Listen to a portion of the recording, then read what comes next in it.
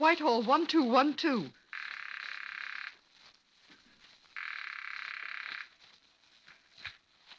This is Scotland Yard.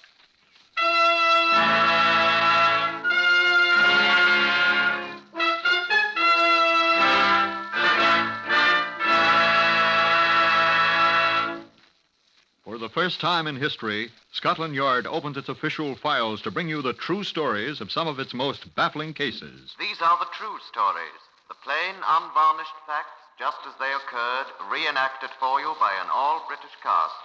Only the names of the participants have, for obvious reasons, been changed. The broadcasts are presented with the full cooperation of Scotland Yard. Research on Whitehall 1212 is finished by Percy Hoskins of the London Daily Express. The stories for radio are written and directed by Wyllis Cooper. The voice you will now hear is that of Chief Superintendent John Davidson, custodian of Scotland Yard's famous Black Museum. Good afternoon. Police officials from every part of the civilized world come to see us here at New Scotland Yard. Many of them are old friends of ours, of course.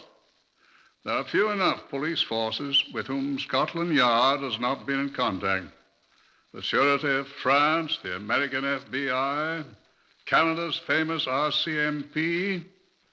We're all enlisted in the war against crime. And as the Bible says, state chapter of Ecclesiastes, 3rd verse, there is no discharge in that war. We have an interesting visitor with us today. He came to glance at the exhibits here in case number 202131. Here, a doctor's instrument case, and a pair of child's rompers. These, with certain other objects which were later given Christian burial, were important objects in that case. And our visitor is the man who had so much to do with solving the case, Captain Lionel Watt, the former Chief Constable of Lancaster.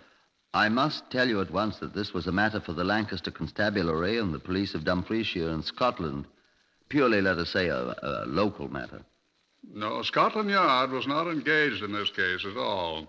Captain Watt and his people solved this most baffling case themselves. Yes, so far as I'm able to discover, we have only one procedure that's precisely like Scotland Yard's, John. And that is? We patronize the same hangman.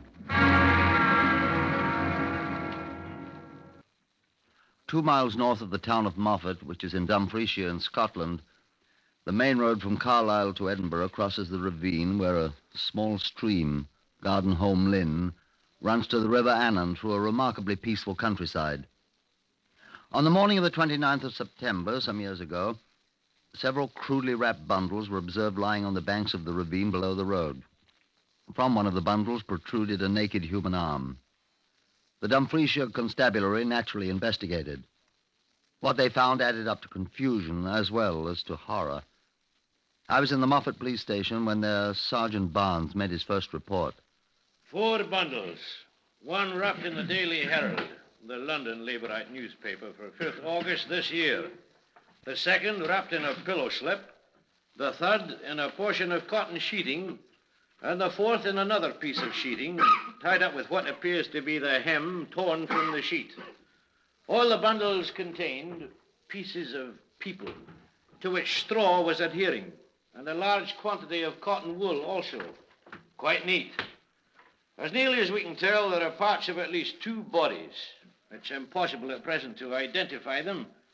It's impossible even to determine the sex of the bodies, or their approximate ages. By the appearance of the bodies, the medical officer thinks that they have been dead about 2 weeks, but he doesn't know for certain.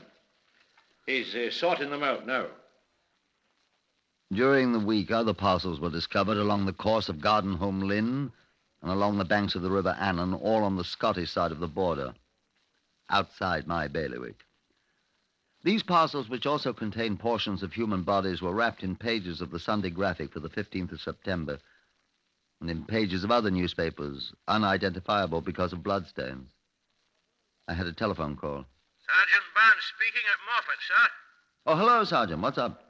We don't think our friends are Scottish, sir. What's that? Don't think they're Scottish. What friends? What? The dead people, sir.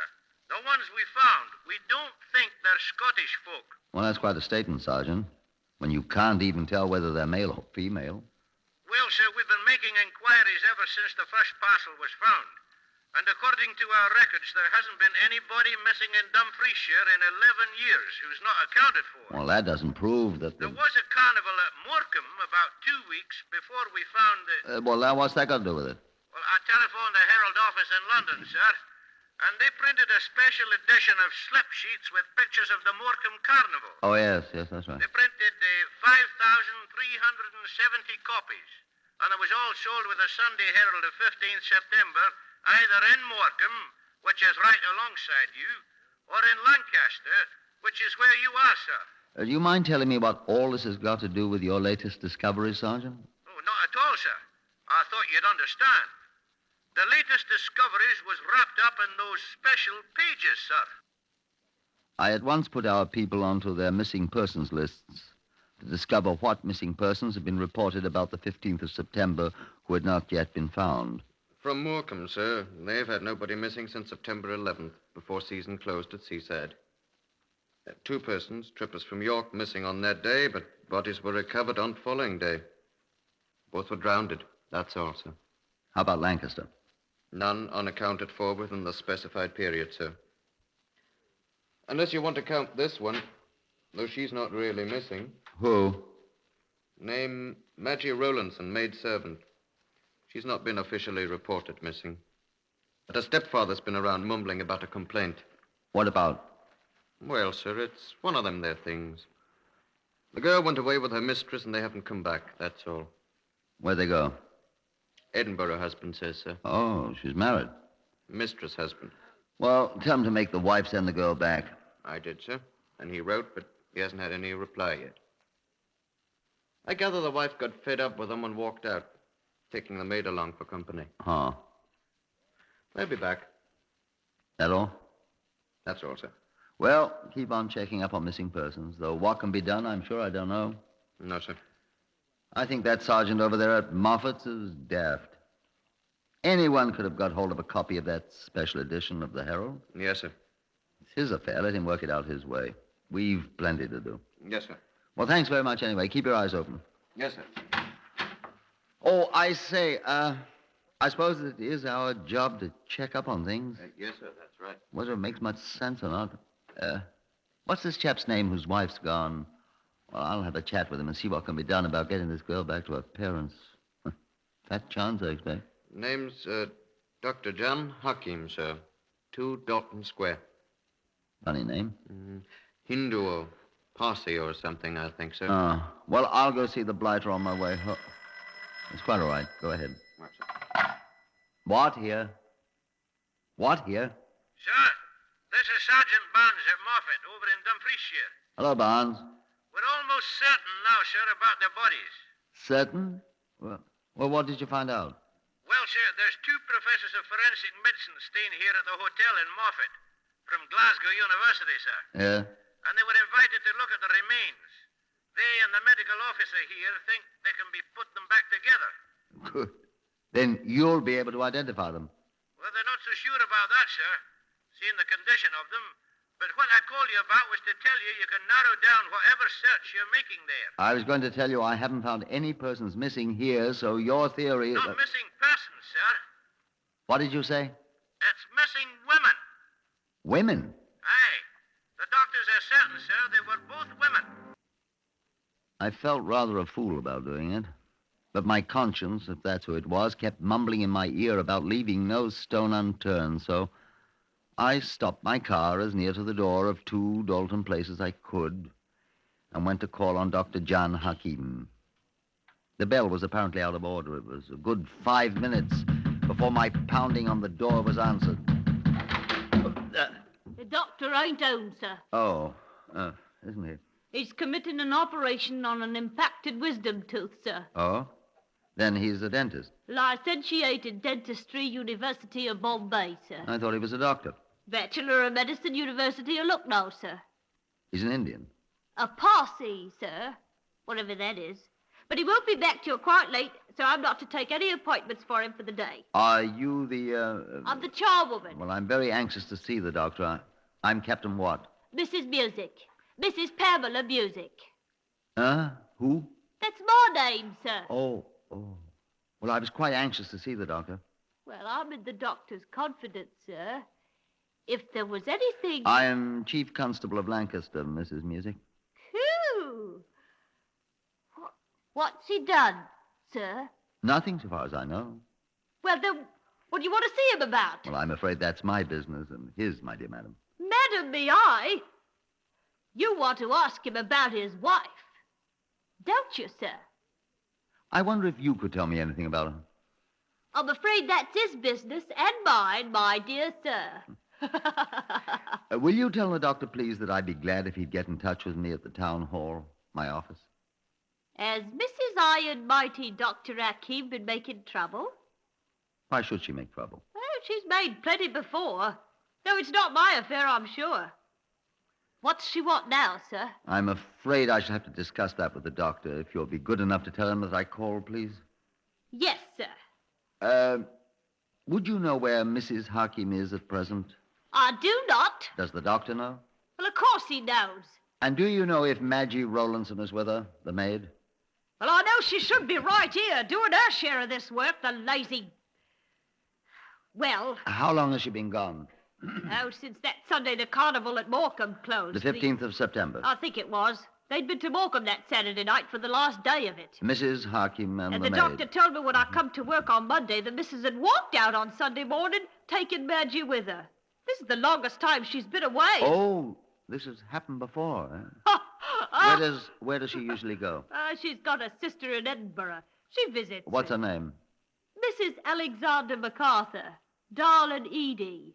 She's a twin of Mrs. Hakim, and I don't like her. Poor dear doctor.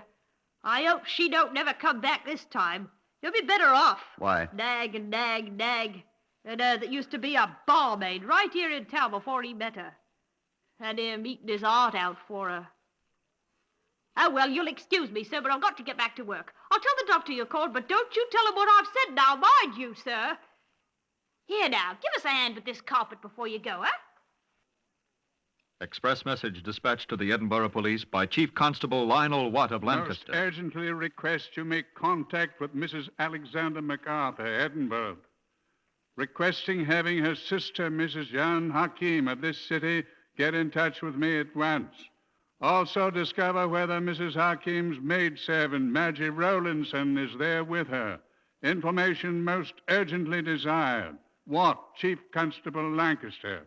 Sergeant Barnes of Moffat telephoned me. Sergeant Barnes here, sir. Oh, good morning, Sergeant. Good morning, sir. Did you have any luck? We found 2 women who seem to be missing. Yes, Sergeant, but further inquiry has discovered them for us. They're visiting in Edinburgh, that's all. You had any luck? Those 2 professors I told you about, sir. They seem quite delighted with what they've accomplished. Putting the bodies back together. Bodies? You should have seen them, sir. I did, thanks. Any clues? They said one of the bodies was a young woman. The others older, about 35, Dr. Fairley said. One of them had red hair, the young one, he said. Red hair? Yes, sir. And there's a part of the upper left forearm of the younger one that can't be found. What's that mean, Barnes? Well, Dr. Fairley thinks there was some kind of identifying mark. Oh. A scar or Uh-huh. something. And the murderer, whoever he was smart enough to remove it. Real neat. Professional job, too, sir. Just as neat as if a doctor or a surgeon had done it. Dr. Fairley says. Come in. Dr. Hawkins, sir. What? Dr. Hawkins here. Oh. Have him come in, please. What do you Right in say, here, sir? I've got a visitor, Barnes. Oh, I'm sorry, sir. I'll talk to you later. Goodbye. Goodbye, sir. Well, sir. You are Chief Constable Watt, isn't it? I am, sir. I want to know what you mean, sir, by persecuting me. Answer me. Why, my dear sir, nobody's persecuting you. You have appeared at my office in my absence making inquiries which I am resenting very much indeed, and I demand that they be stopped. My dear man. I am a reputable doctor, sir, a surgeon. I will not have policemen coming to my office. I came to your home, sir. It is also my office and surgery. You are thinking that I have some guilty knowledge of my wife's whereabouts, and that little Rundy, her maid, isn't it? There's no call to be quite so belligerent, Dr. I Hakim. shall be as belligerent as I please, sir, when my rights are invaded. Now, look here, Dr. Hakim. I am not going to be put on the defensive by you at all. You may as well understand that. Now, I'm sure that you're aware that I'm following up a legitimate inquiry concerning the whereabouts of your maid, Maggie. You Ralenson. have no right to question my servants. My dear sir, I have a right to question anyone who might be able to contribute information. You know that Mrs. Musical talk. I am not acquainted with Mrs. Music's proclivities, sir. Now that you are here in my office, I ask you what information you can give me about the Ralenson woman. I can give you none. She accompanied my wife to Glasgow. Probably she is still there with her. I thought you said that your wife went to Edinburgh. Edinburgh, I mean. I can't keep these stupid Scottish, the English, these Scottish, I can't remember them. I see. Has your wife left you, Doctor? I will not tell you. You have a reason for refusing to answer, I take it. I have? You will be telling it all over the city, and my practice will be ruined. I know how you police operate. I don't trust you. That's a very extraordinary attitude to take, It is Doctor. the attitude which I choose to take. You will stop meddling with my affairs, sir. Look here, Dr. Hakim. Dr. Hakim, I have no interest for the moment in the reasons for your wife's having left you, but... I'll tell you why she left me. She left me for another man. I said I have no interest in her reasons, sir, at the moment. I'm being disgraced. I am being ruined by this scandal. My practice, I should be ruined. And now you please come around so that all the neighbors may see. It is inexcusable. Oh, control yourself, sir. I'm interested in finding Maggie Ralenson for her parents. She is with my wife in Glasgow, Edinburgh. Is she? Of course I told you so. Now, will you do something to end this persecution? I've told you there is no persecution, Doctor. Will you put a notice in the papers that I had nothing to do with my wife's leaving me? Will you swear? You're being silly, Doctor. No, you are ruining my practice. I don't believe so, I Doctor. demand that you give out a statement to the public that I know nothing at all about this. Except that you know where your wife and Miss Ralenson are. Will you give me a statement, sir? Dr. Hakim, when I'm thoroughly convinced that you have no connection with either your wife's going away nor of Miss Rolenson's unexplained departure... I had nothing to do with either of them. My wife left me and took Maggie with her. When I'm thoroughly convinced of that, Doctor, I'll be glad to say so to any of your patients, present or prospective, that you care to send me. How dare you? Until then, if I need you, I shall send for you. Good day, sir. You are persecuting me because I'm an Indian, isn't it? You are being offensive, sir. You think you are a great big superior Englishman and so on. Yes, Therefore, sir. you can... What do you want? Sergeant, show Dr. Hakim the exit, please. Yes, sir. Will you come this way? I will not come this way. I want justice. I will stay here until... All right. I'm coming. You're bigger than I am. You're English. You're Exit's fully... this way, sir.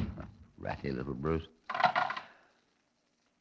Oh, hello. Put me through to Sergeant Barnes over in Moffat in Dumfriesshire, if you please. Quite.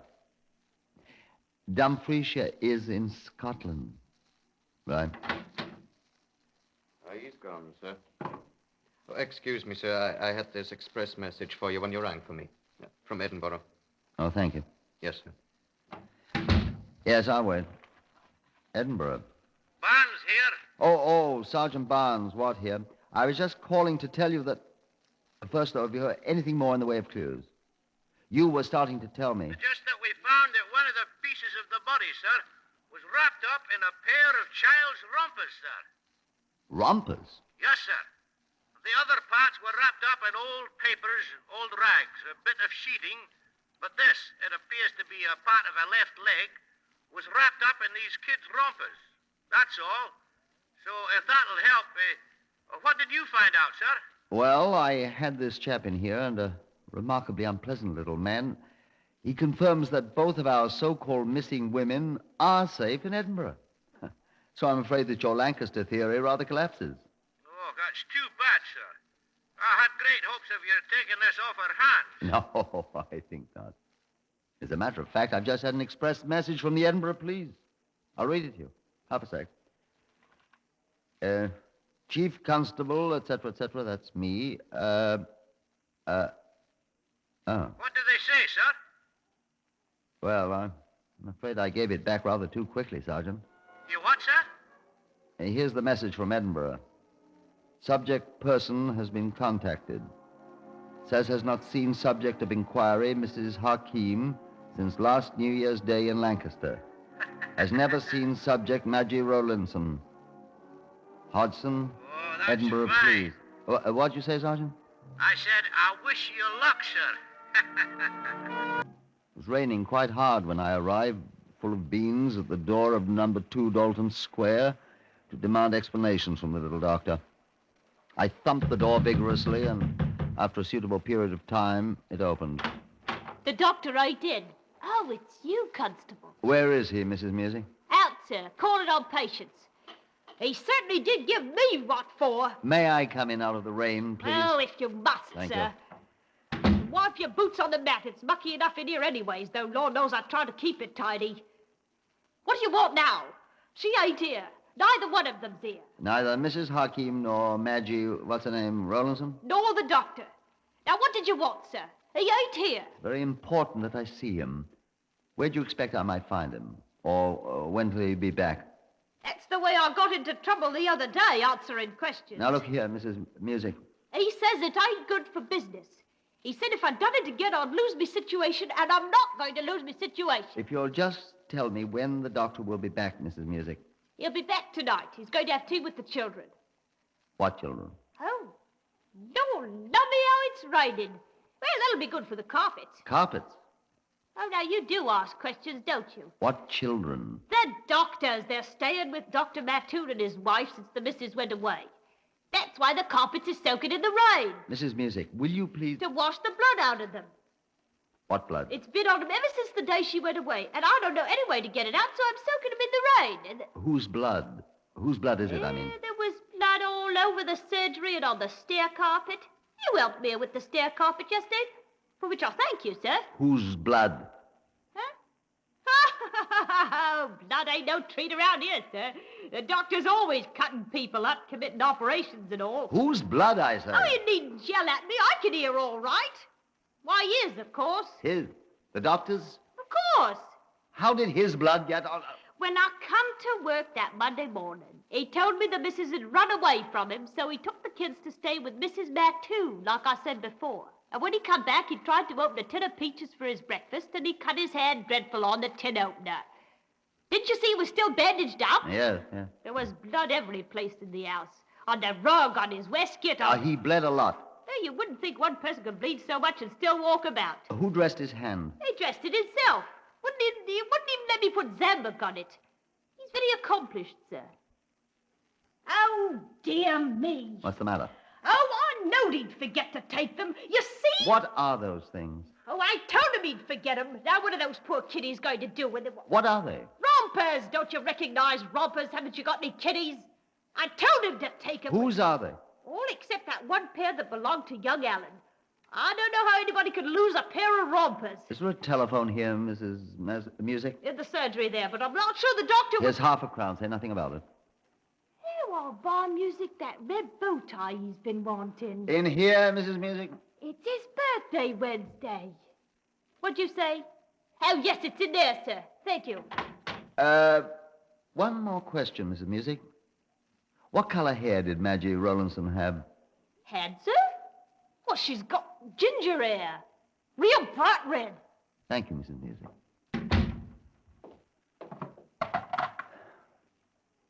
This is Chief Constable Watt. Put me through to Sergeant Barnes at the Moffat Police Station. Quickly, do you hear? It was 8 o'clock in the evening when Sergeant Barnes arrived at 2 Dalton Place. I'd urged Mrs. Music to wait. Come in, Barnes, I said. Did you bring them? Yes, sir. Right here. What on earth? Know what these are, Mrs. Music? Well, of course I do. Where'd you get them all bloody like this? Ugh. Is there blood on everything? What are they? Why, they're little Alan's rompers that was lost. How do you know? Well, right there. The patch I sewed on myself out of Music Sanderson gingham shirt. Of course I know. Where'd you get them? Why, Miss Maggie Ralenson had them. Oh, well, there's the doctor. At last. You gentlemen, you can... Mrs. Music, are you here? Yes, sir, I'm here. I'm here also, Dr. Hakim. Now, what are you wanting in my house? I want to see you, sir. And may I know who you are, please? I'm Sergeant Barnes of the Dumfriesshire Constabulary, sir. I want to see you, too. Now, look here. What is this? I found little Alan's rompers that was lost, Doctor. Aren't you glad? No, I don't think he's very glad, Mrs. Music. Doctor, may I look at that bandaged hand where you cut it on the tin opener and where you bled so profusely? Stand away from me. Stand away from me, I tell you. Hold his hand, Barnes. Yes, sir. No, don't touch my hand. Let go. I'll be Let quite go gentle, my hand. Doctor, but I've got to get that bandage off. There's no blood here. Now, there. Away. Look, Barnes. Yes, sir. What? Let me see. Why the rightly cut on that hand? Well, where did all the blood come from, then? Yes, Doctor. Where did all the blood come from? Johanga Sorabi Hakim, alias Dr. John Hakim, I arrest you for the murder of your common law wife and of Maggie Ralenson. And I warn you that anything you say will be taken down in writing and may be used in evidence. He admitted it, finally. He had murdered his wife in a fit of insane rage when he discovered that she had met, quite innocently, incidentally, the man of whom he was insanely jealous, though without any cause whatever.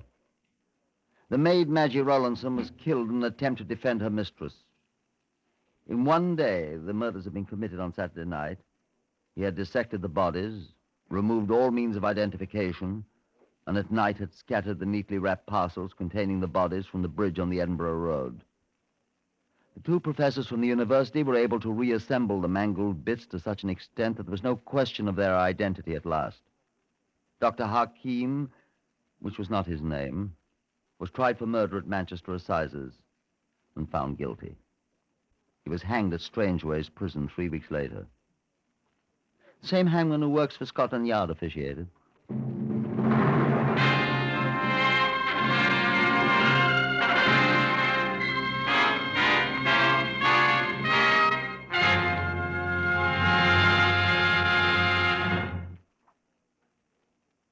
Heard in the order of their appearance on Whitehall 1212 today were Harvey Hayes, Horace Braham, Pat O'Malley, Lester Fletcher, Patricia Courtley, and Morris Delamore. Lionel Rico speaking. Whitehall 1212 is written and directed by Wyllis Cooper.